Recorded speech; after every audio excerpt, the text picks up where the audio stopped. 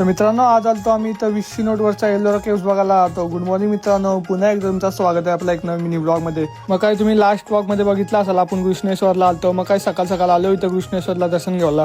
आणि इथं कृष्णेश्वरला पोरांना टी-शर्ट करून दर्शन घ्यावं लागतं.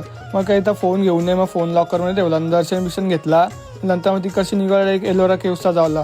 मग आलो इथं एलोरा केव्सला. मग काय इथं तिकीट काढला 25 रुपये. आणि नंतर मग आलो इथं इथं बघा 20 नोटवरचा एलोरा केव्स कसा परफेक्ट फ्रेम घेतली आणि नंतर इथं शूट करत बसतो. एक नंबर भारी वाटत होता ना.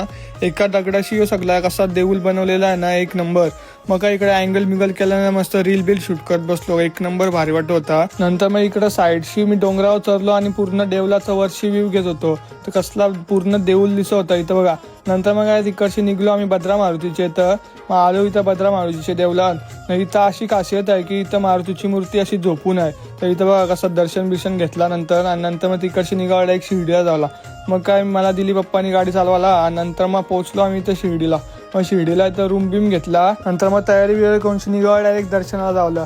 मग काय संध्याकाळचे 6 वाजता गेलतो आणि रातचे 9 वाजता बाहेर आलो. एवढी गर्दी होती ना, 3 तास लागलं पूर्ण दर्शनाला.